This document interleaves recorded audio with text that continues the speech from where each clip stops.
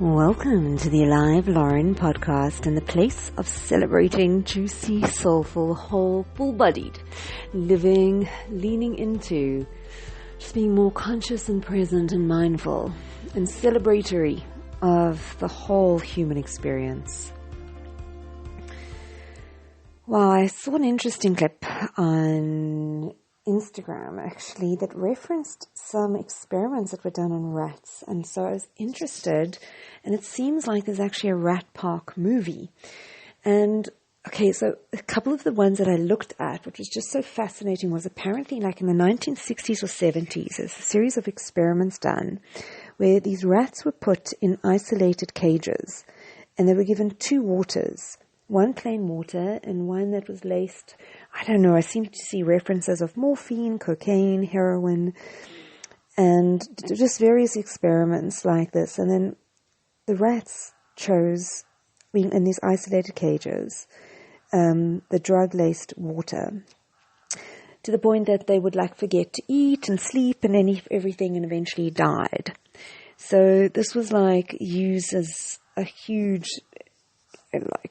platform for how addictive and bad and terrible drugs are. But then there was another scientist, or maybe the same, but a scientist at the time, who thought we're putting these very social animals in confined, almost in solitary confinement, in a space that was as big as 3 rats. And what if we created a big, beautiful, rat utopia, which you called Rat Park? So it had lots of things to do, and it was fun and stimulating, and there were lots of other rats around, because rats are very social creatures. Then what would happen? So if they felt connected, they had social needs met, and they felt stimulated and engaged, and they were in a fun, engaging environment. So then what happened was, the rats hardly ever went for the drug-laced water, and they more seemed to follow the habits of human recreational drug users. But on the whole, we're just busy with the water. Then he also did an experiment where they took rats in isolation and gave them for something almost 2 months certain amount of drug, be it cocaine, heroin, morphine, every day, for what is considered to be the days by which someone would then be addicted. And they can't just help themselves, they're just addicted. And put these so-called addicted rats in Rat Park, Rat Utopia. And these rats started to just go through, chose to go through the withdrawal, and started to reduce their consumption of the drug-laced water, being in a social, stimulated, engaging environment. And it's just so, so powerful, because the drugs have been the ones that have been demonized. But it's if you talk about root cause, you've got a symptom, and it's not actually it's not actually the drugs that are the issue. Because when the rats are in an environment where they're connected, have social needs met, and are stimulated, engaged, they are choosing not to. Or if they are, very seldom. And even rats that were exposed to the point, I know I'm reiterating, it's just so profoundly powerful. Because then it also, so apparently there's a movie, I haven't explored this more, and there was a more extensive interview, but if you kind of look at stuff like Rat Park Experiment, you can find 5-minute clips, 15-minute clips, and possibly this movie, and also then looking at how people with drugs are treated, that they arrested, they put in cages, they put in isolation.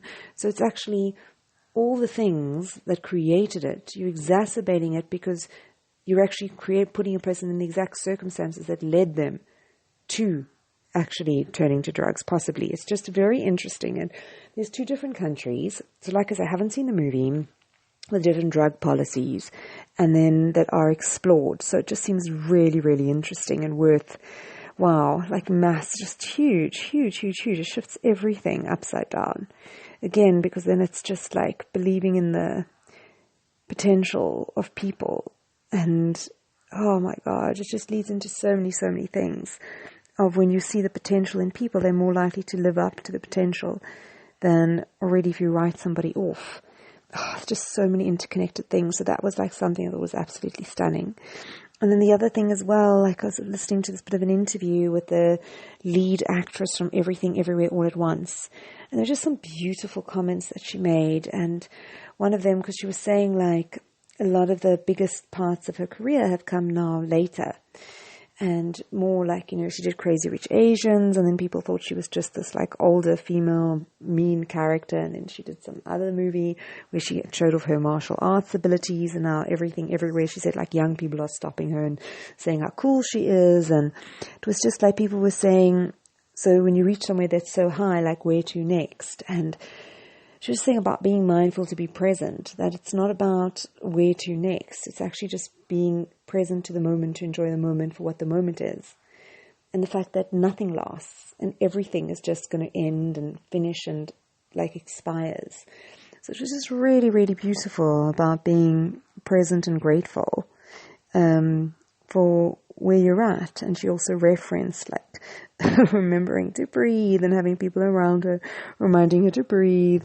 So I just thought that was really, really exquisite, just so stunning. And yeah, also when she referenced the movie about it being also about connecting and human connection and family connection and about kindness and about being there for one another. That are those threads that come through. And so stunning as well, because I believe originally that piece was created for a male lead, and then they found it just didn't work, and it was reworked for like a female lead. And yeah, just a movie that I absolutely also like thoroughly enjoyed. Very different, but yeah, just with those themes of, again, connection and kindness and really being there for one another and connecting and yeah, it's really stunning. So that on that note, I know no celebratory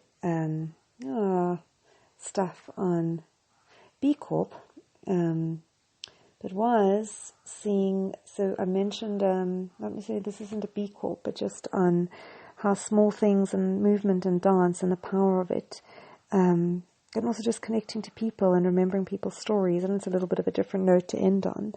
But so Water Bear, we mentioned recently, did qualify as a B Corp, and they are sort of the Netflix of everything social, environmental, and they've got things ranging from like 5 minutes to 20 minutes to an hour and a half.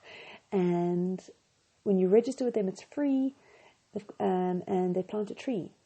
So there was actually like less than 20 minutes short on like a dance crew, I think in Malawi, in a refugee camp in Malawi. Yeah, and just, people there also just talking about how, they're living in this refugee camp and people of Malawi think they've come there to take their jobs, but it's like many of them are in situations they didn't ask to be.